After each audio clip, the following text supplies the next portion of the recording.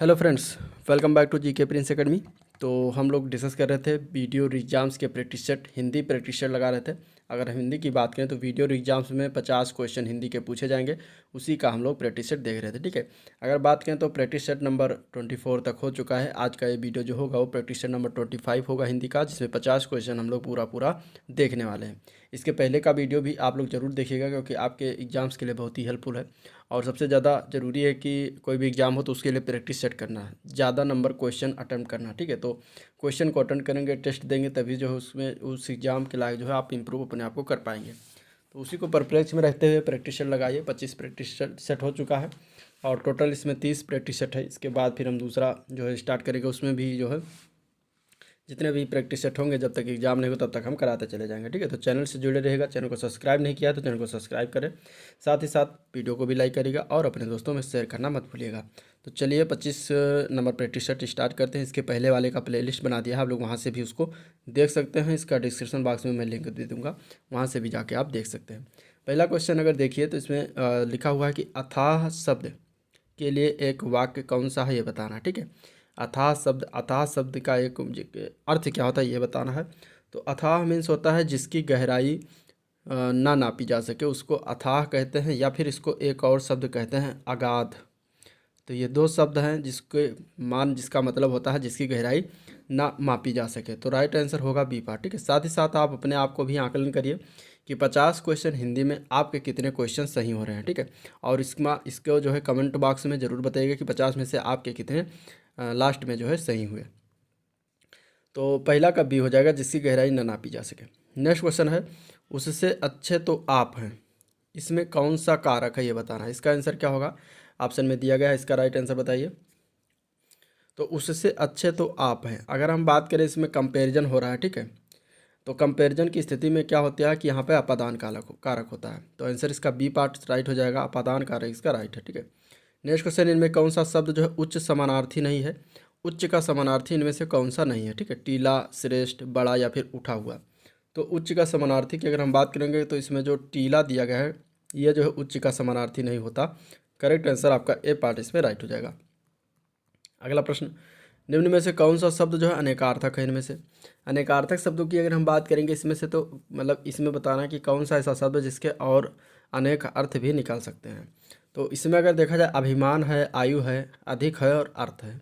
तो अर्थ का अगर हम देखते हैं तो इसके दो तीन अर्थ होते हैं। अर्थ का एक अनेकार्थक होता है धन, अर्थ का एक मतलब होता है प्रयोजन। ठीक है, और अर्थ के अगर हम एक और अर्थ की बात करेंगे तो अर्थ का मतलब होता है व्याख्या। ठीक है, तो इस तरीके से तीन अर्थ इसके निकल सकते हैं। तो यही जो है एक शब्द अनेकार्थक है, बाकी सारे अनेकार्थक शब्द नहीं है। ठीक है, तो राइट आंसर डी पार्ट हो जाएगा। क्वेश्चन नंबर 5 है, श्वेत व स्वेद का अर्थ क्या है। ये दो शब्द हैं, श्वेत है और स्वेद है, इसका अर्थ बताना है कि क्या होता है। तो इसके अगर हम अर्थ की बात करेंगे तो पहला जो श्वेत लिखा है इसका अर्थ होता है सफ़ेद, वाइट कलर, या श्वेत, सफ़ेद को कहते हैं श्वेत। और स्वेद का अर्थ होता है दूसरे वाले का पसीना। तो आंसर आपका इसमें बी पार्ट हो जाएगा, सफ़ेद और पसीना इसका राइट आंसर हो जाएगा बी पार्ट। अगला प्रश्न में बताना है पवन शब्द का पर्यायवाची इनमें से कौन सा नहीं है। ठीक है, समीर है, अनल, मारुत, वात, चारों में बताना है कि पवन का पर्यायवाची शब्द इसमें से कौन सा एक नहीं है।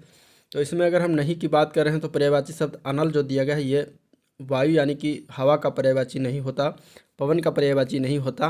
अनल जो होता है वो आग का पर्यायवाची होता है। तो अनल क्या होता है, आग का पर्यायवाची होता है। ठीक है, वायु हवा का या पवन का पर्यायवाची होता है, इसी से मिलता जुलता अनिल होता है। अनिल मीन्स होता है वायु, हवा। ठीक है, तो ये दोनों में कन्फ्यूजन बहुत रहता है, एग्जाम में आता भी है, तो ये याद रखिएगा। अधोलिखित में एक पर्यायवाची युग्म सही नहीं, इनमें से कौन सा सही नहीं है ये बताना है। ठीक है, गलत कौन सा पर्यायवाची युग्म है इनमें से। तो गलत की अगर हम आंसर की बात करेंगे तो इसमें राइट आंसर क्या हो जाएगा, पुरंदर का पर्यायवाची होता है अमरपति। ठीक है, सरोवर का पुष्कर होता है, फड़ी का उरग होता है, यानी कि सर्प का पर्यायवाची है। और इसमें जो जलद और अम्बुद दिया गया है ये गलत है, तो यही गलत हो जाएगा। जलद का पर्यायवाची अम्बुद नहीं होता है। जलद का अर्थ होता है बादल। ठीक है, जलद का मतलब यानी कि जलद का पर्यायवाची बादल है, या बादल का पर्यायवाची जलद है। ठीक है, बादल का पर्यायवाची जलद है। और अम्बुद की अगर हम बात करेंगे तो अम्बुद का पर्यायवाची ये किसका है, समुद्र का पर्यायवाची होता है अम्बुद। तो इसलिए ये जो है आपका डिफरेंट है, बाकी सारे सही हैं। तो राइट आंसर आपका सी पार्ट इसमें सही हो जाएगा। नेक्स्ट क्वेश्चन है ईश्वर तुम्हें सफलता प्रदान करे, यह किस प्रकार का वाक्य है ये बताना है। ठीक है, बताइए इसका आंसर क्या होगा। ईश्वर तुम्हें सफलता प्रदान करे, ये किस प्रकार वाक्य है, ये क्या संकेत कर रहा है, इस वाक्य से क्या अर्थ निकलता है, तभी इसका जो है समझ पाएंगे। तो इसकी अगर हम बात करेंगे तो ये क्या हो रहा है, एक इच्छा जताया जा रहा है कि ईश्वर तुम्हें सफलता प्रदान करे, यानी कि हमारी ये इच्छा है कि ईश्वर तुम्हें जो है सफलता प्रदान करे। तो यहाँ पे इच्छावाचक वाक्य हो जाएगा जो किसी पाठ में दिया गया है।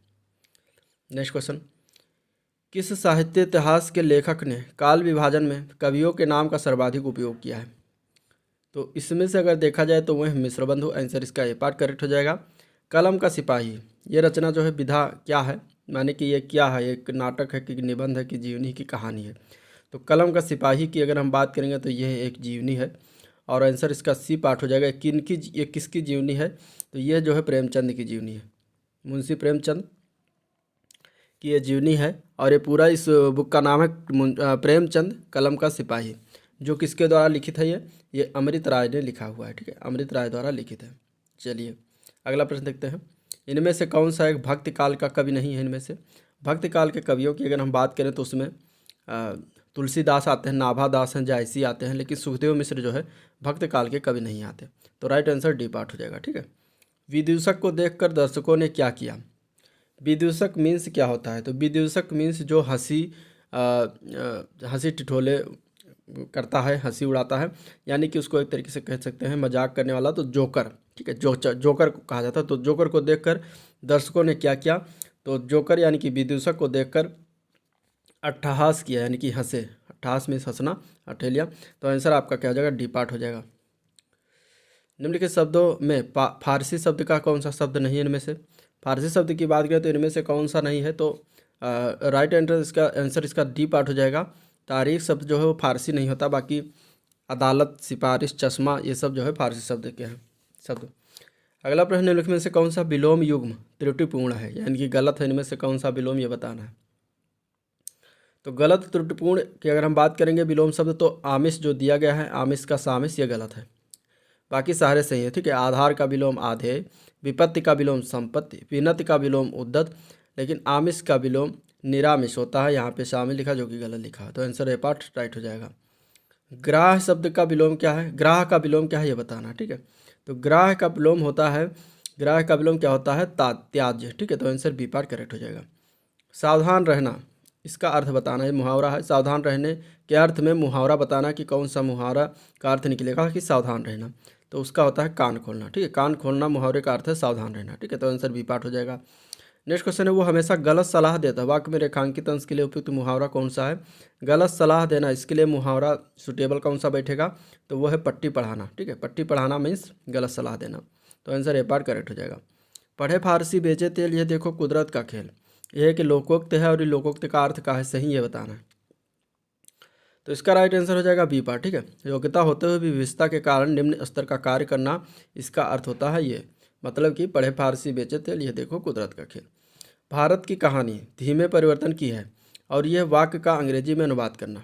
ठीक है, भारत की कहानी धीमे परिवर्तन की है, इस वाक्य का अंग्रेजी में अनुवाद करना है। तो अंग्रेजी में अनुवाद अगर करते हैं तो ये निकलता है India's story is of slow transformation. ठीक है, इसका अर्थ क्या निकलता है, इसका अनुवाद क्या निकलता है, India's story of slow transformation.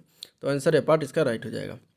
Kit का हिंदी अनुवाद बताना है। किट का हिंदी अनुवाद क्या होगा, किट शब्द जो दिया गया इसका हिंदी अनुवाद क्या होता है, तो किट मीन्स यात्रा का सामान भी होता है, सामान का झोला भी होता है, छोटा पुलिंदा भी होता है। तो आंसर हो जाएगा डी पार्ट उपयुक्त सभी। अब 21, 24, 21 से 24 तक एक गद्यांश दिया गया है, गद्यांश से कुछ क्वेश्चन दिए गए हैं। 21 से 24 देखना है तो देखिए, गद्यांश को पढ़ लीजिए आप लोग। मोनिका पर किस बात का दबाव रहता है। अब इस गद्यांश के अनुसार अगर देखेंगे तो राइट आंसर इसका सी पार्ट हो जाएगा, अच्छे विचारक ना कहलाए जाने का। कमज़ोर विचारक क्या होते हैं, कमज़ोर विचारक की अगर हम बात करें तो गद्यांश के अनुसार जल्दी उत्तर देना चाहता है। ठीक है, कमज़ोर विचारक क्या होता है, जल्दी उत्तर देना चाहता है। नेक्स्ट क्वेश्चन इसमें है, अच्छे विचारक वह हैं जो क्या होते हैं, तो अच्छे विचारक किनको कहा जाएगा, तो इस गद्यांश के अनुसार जो सोच विचार कर जवाब देते हैं उन्हें अच्छे विचारक कहा जाता है। लेखक के अनुसार क्या जरूरी है, अब इसमें अगर देखा जाए गद्यांश के अनुसार, तो लेखक के अनुसार अच्छी तरह चिंतन करने के बाद जवाब देना चाहिए, जो कि इस गद्यांश के अनुसार सही अर्थ निकलता है। तो आंसर सी पार्ट करेक्ट हो जाएगा। इनमें से कौन सी राजस्थान की बोली नहीं है, इनमें से बताना है कौन सी राजस्थान की एक बोली नहीं है। तो वो है बुंदेली। बुंदेली जो है बुंदेलखंड क्षेत्रों में बोली जाती है, राजस्थान में नहीं बोली जाती। तो आंसर आपका इसमें बी पार्ट करेक्ट हो जाएगा। नेक्स्ट क्वेश्चन, इनमें से कौन सा गलत है? विकसित तथा प्रयोग की दृष्टि से बोली का रूप भाषा से बहुत छोटा होता है। रूप रचना की दृष्टि से बोली पूर्णतः विकसित होती है। बोली दैनंदिन व्यवहृत होने वाली घरेलू अभिव्यक्ति का माध्यम है। और तीसरा है विभाषा बोली का विकसित रूप है। इसमें से कौन सा एक गलत है ये बताना है, ठीक है। गलत ऑप्शन चुनना है। तो गलत की अगर हम बात करेंगे तो इसमें आंसर बी पार्ट हो जाएगा। रूप रचना की दृष्टि से बोली पूर्णतः विकसित होती है, जो कि गलत है, ठीक है। रूप रचना की दृष्टि से बोली पूर्णतः विकसित नहीं होती। तो आपका आंसर इसमें बी पार्ट हो जाएगा, बाकी सारे सही हैं। नेक्स्ट क्वेश्चन, दो पदों, पदबंधों अथवा उपवाक्यों को जोड़ने वाले शब्द क्या कहलाते हैं? तो दो पदबंधों अथवा उपवाक्य जो होते हैं उनको जोड़ने वाले शब्द को समुच्चय बोधक कहा जाता है। आंसर ए पार्ट करेक्ट हो जाएगा। इनमें से कौन सा अपव्यय शब्द है? अगला क्वेश्चन बताना है कि इनमें से कौन सा अपव्यय शब्द है। तो यथेष्ट, तो और 3 दिए गए हैं ऑप्शन, और डी में दिया गया उक्त सभी। तो आंसर इसका डी पार्ट हो जाएगा। तीनों शब्द जो है अपव्यय शब्द के अंतर्गत आते हैं। अगला प्रश्न है, कदाचित संध्या को पानी बरसे। ठीक है, ये वाक्य दिया गया है, वाक्य का काल पहचानना है, ये किस काल में वाक्य लिखा हुआ है। तो ये जो है कदाचित संध्या को पानी बरसे, यानी कि इसमें भविष्य, संभाव्य भविष्य की बात की गई है, फ्यूचर की। तो आंसर इसका बी पार्ट हो जाएगा, ठीक है। संभाव्य भविष्यत काल ये वाक्य लिखा हुआ है, संभाव्य भविष्यत काल में ये वाक्य जो है लिखा हुआ है। तो आंसर इसका क्या हो जाएगा? बी पार्ट हो जाएगा। स्त्री शब्द का बहुवचन क्या होता है? स्त्री शब्द का बहुवचन होता है स्त्रियां, जो कि बी पार्ट में सही रूप से लिखा हुआ है। आंसर बी पार्ट करेक्ट हो जाएगा। लिंग संबंधी अनुपयुक्त विकल्प निम्नलिखित में से कौन सा है? इनमें से अगर हम देखेंगे तो देखिए, सम्राट का स्त्रीलिंग साम्राज्ञी, भगवान का भगवती, और विद्वान का विदुषी। कर्ता का कर्तरी जो दिया गया है गलत है, ठीक है। कर्ता का कर्तरी होता है, लेकिन कर्ती ये दिया गया जो कि गलत है, ठीक है। कर्ता का कर्तरी होता है इस तरीके से। तो ये होगा इसका स्त्रीलिंग। तो आपका आंसर ए पार्ट हो जाएगा, क्योंकि गलत बताना था इनमें से।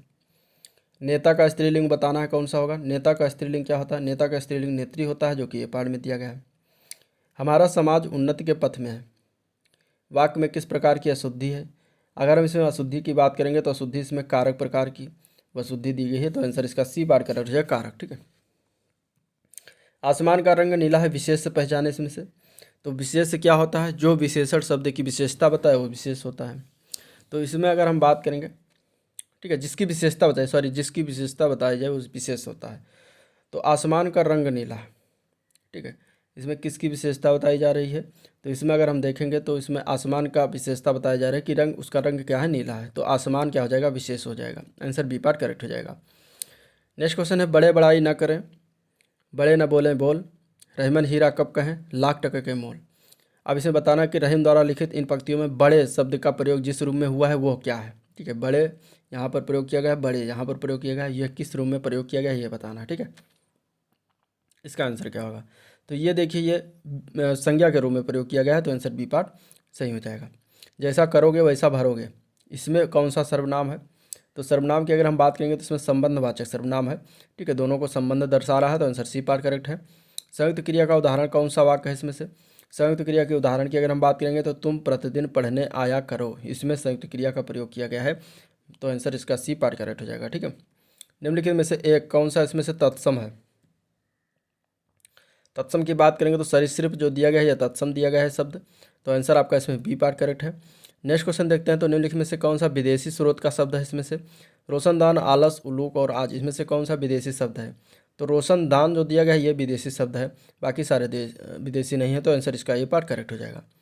सुष्टि, सुष्टि का तद्भव शब्द बताना है, ठीक है। सुष्टि का तद्भव शब्द क्या होगा ये बताना है, ठीक है। तो सुष्टि का तद्भव होता है ये सोंठ, सोंठ का तत्सम होता है सुष्टि, ठीक है। और सोंठ जो होता है वो तद्भव होता है। सोंठ को तत्सम में क्या कहते हैं? सुष्टि कहते हैं। चतुराई में कौन सा प्रत्यय है? चतुराई में प्रत्यय बताना है। प्रत्यय याद रखिएगा मूल शब्द के बाद में लगता है, ठीक है। तो इसमें अगर देखेंगे तो प्रत्यय की बात करेंगे तो आई इसमें प्रत्यय लगा हुआ जो कि पी पार्ट में दिया गया है। अत्यंत उपसर्ग, अत्यंत शब्द में प्रत्येक उपसर्ग है। अब उपसर्ग जो होता है मूल शब्द के पहले लगता है, ठीक है। तो अत्यंत में कौन सा उपसर्ग लगा हुआ है? तो अत्यंत में अति उपसर्ग लगा हुआ जो कि डी पार्ट में दिया गया है। नेक्स्ट क्वेश्चन देखते हैं। गुडाकेश का सही संधि विच्छेद बताना, इनमें से कौन सा है? गुडाकेश के सही संधि विच्छेद की बात करेंगे तो गुडाका प्लस ईस, इसका सही संधि विच्छेद बनता है जो कि सी पार्ट में दिया गया है। गुड़ाका प्लस ये किस संधि का उदाहरण है, तो ये गुड़ संधि का उदाहरण है, गुड़ स्वर संधि का उदाहरण है। तो इस तरीके से ये भी याद रखिएगा। दिग्भ्रम का उदाहरण क्या है, मतलब ये किस संधि का उदाहरण है, तो दिग्भ्रम की अगर हम बात करेंगे तो व्यंजन संधि का उदाहरण है। आंसर इसका डी सी पार्ट करेक्ट हो जाएगा। सख्यागमन का सही संधि विच्छेद बताना है। सख्यागमन का सही संधि विच्छेद की बात करेंगे तो सखी प्लस आगमन इसका सही संधि विच्छेद होगा, जो कि ए पार्ट में दिया गया है। अगला क्वेश्चन है रातों रात शब्द में कौन सा समास है, तो रातों रात शब्द में अगर देखा जाएगा तो इसमें अव्ययभाव समास है, जो कि सी पार्ट में दिया गया है। इनमें से कौन सा कथन पूरी तरह तत्पुरुष समास से संबंधित है। अब तत्पुरुष समास की परिभाषा अगर कोई जानता होगा तो इस तरीके से क्वेश्चन कर पाएंगे। इसका आंसर क्या होगा, तो इसमें क्या होता है तत्पुरुष समास में कि उत्तर पद जो होता है वो प्रधान होता है। ठीक है, तो आंसर इसमें क्या हो जाएगा, प्रायः उत्तर पद प्रधान होता है, जो कि सी पार्ट में लिखा हुआ, तो राइट आंसर सी पार्ट हो जाएगा। अहेतुकी का शुद्ध रूप क्या है, अहेतुकी का शुद्ध रूप की अगर हम बात करेंगे तो ये गलत लिखा हुआ है। इसका शुद्ध रूप इस तरीके से लिखा जाता है, जो कि बी पार्ट में लिखा है। ठीक है, अहेतुकी। पत्र जिस व्यक्ति को लिखा जाता है उसको क्या कहते हैं, तो पत्र जिस व्यक्ति को लिखा जाता है उसको कहते हैं प्रेषिती। क्या कहते हैं, प्रेषिती, जो कि डी पार्ट में दिया गया है। ठीक है, हिंदी शब्द में छ का क्रम जो है किस वर्ण के बाद आता है, तो हिंदी शब्द में छ का क्रम जो है वो का के बाद आता है। तो आंसर इसका क्या हो जाएगा, ए पार्ट करेक्ट हो जाएगा। ठीक है, तो ये था आज का ओवरऑल वीडियो जिसको हम लोगों ने देखा, डिस्कस किया। और आप लोग कमेंट करके जरूर बताइएगा कि आपके कितने क्वेश्चन इसमें बन रहे हैं, सही हुए। और वीडियो पसंद आया तो लाइक करिएगा, चैनल को सब्सक्राइब नहीं किया तो फटाफट सब्सक्राइब कर ले, साथ में शेयर भी कर दीजिएगा। ठीक है, और आज का वीडियो पर निकलते हैं। इसमें इस बुक में 5 प्रैक्टिस सेट और रहेंगे, उसको आने वाले दिनों में हम समाप्त करेंगे जल्द ही। तो चैनल से जुड़े रहेगा। चलिए वीडियो को एंड करते हैं, मिलते हैं नेक्स्ट प्रैक्टिस सेट में, तब तक के लिए थैंक यू।